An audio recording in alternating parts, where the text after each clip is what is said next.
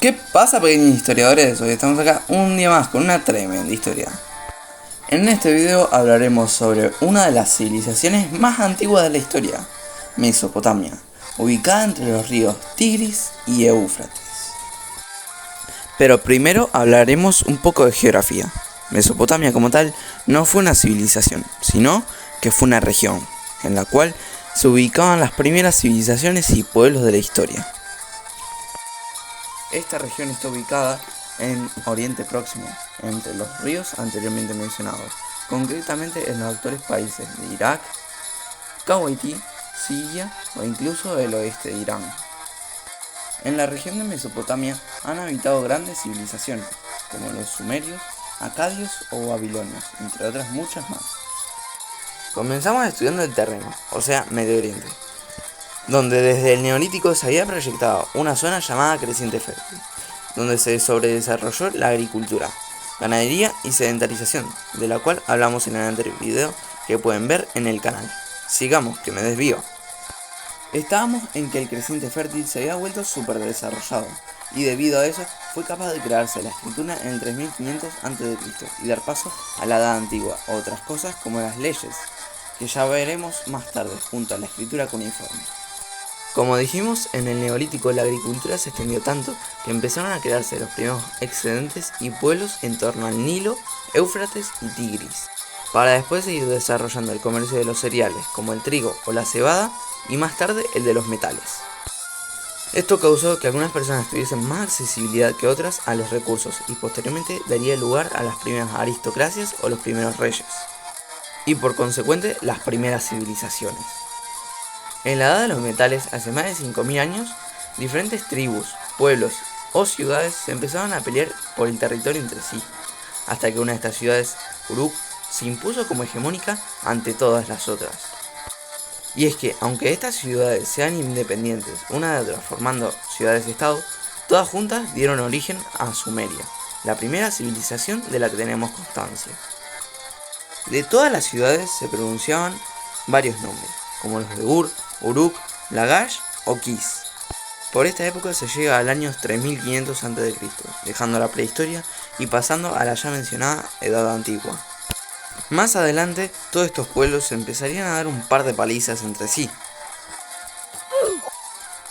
siendo la primera la guerra entre Lagash y Umma, en el 2500 a.C., en la cual el rey de Lagash, Etanum, ganó, y empezó su periodo de esplendor. Después llegó un rey llamado Urukagina, que impuso una exitosa reforma económica, pero tiempo más tarde llegó de vuelta a la ciudad de Umma, y se empezaron a pegar otra tremenda paliza. Sin embargo, en el 2350 a.C., un chabón llamado Sargón, que venía del reino al norte de Sumeria, dio un golpe de estado y tras la batalla de Ur formó el Imperio Acadio. Con varias partes del Medio Oriente anexadas, como la provincia de Elam al sur o el reino de Ebla al norte, Sargón murió, y a su hijo le tocó afrontar la pérdida de Elba. Posteriormente, el nieto de Sargón consiguió amasar una gran cantidad de territorios bajo su poder, pero llegarían unas tribus nómadas que le tocarían bastante las pelotas.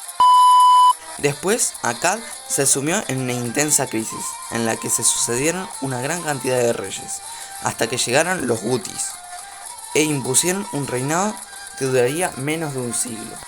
Por otro lado, en la ciudad de Uruk volvería la antigua Sumeria, y en el reinado de Gudea alcanzó su máximo esplendor.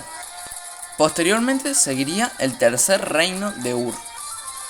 Este reino salió con el reino de Elam, mediante matrimonio de sus dos reyes, pero por una supuesta infidelidad por parte del rey de Ur, se inició una guerra, de la cual salió ganando el reino de Ur. Pero esto no es todo. Unos nómadas amorreos sembraron la semilla del caos en el reino y se pusieron en marcha un montón de rebeliones, de las cuales salió el reino de Isin, el de Larsa y el de Babilonia, por principios del siglo II a.C., de descendencia amorrea y semita. Pero en el 1700 a.C. entró al poder de Babilonia Hammurabi, el cual sería el emperador más grande de toda la historia de Mesopotamia. El rey Hammurabi conquistó toda Mesopotamia bajo el mandato babilónico, Este mejoró el derecho, las leyes, la escritura y la economía. Pero cuando el imperio sirio intentó un ataque a la capital, Hammurabi se puso a repartir unos cuantos pares de hostias, reconquistando toda la zona. A la muerte de Hammurabi llegarían los hititas y casitas, ocupando Medio Oriente, pero después se volverían a independizar y tendrían guerra con los asirios.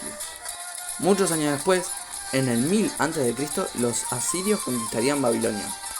En fin, una época de muchas palizas, guerras y revoluciones. Como dije, todo muy caótico.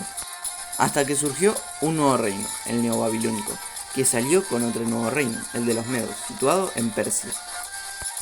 Juntos destruirían la nueva capital del imperio asirio, Nínive.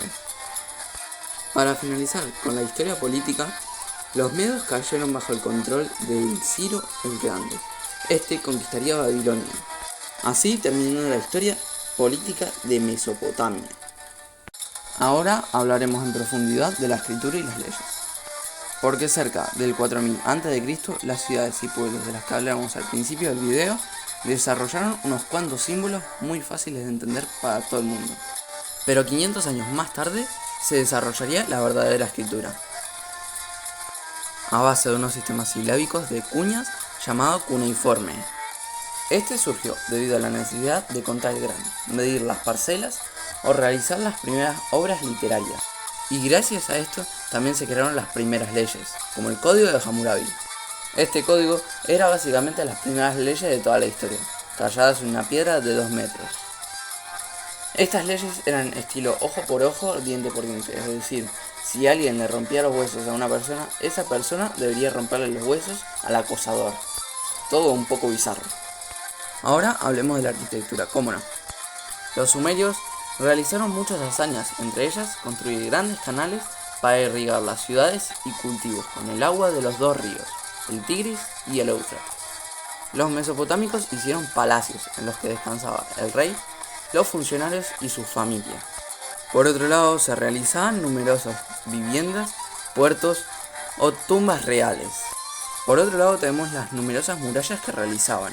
Las más destacables eran las murallas de Babilonia, con la puerta de Istar recubrida enteramente de lapislázuli y oro.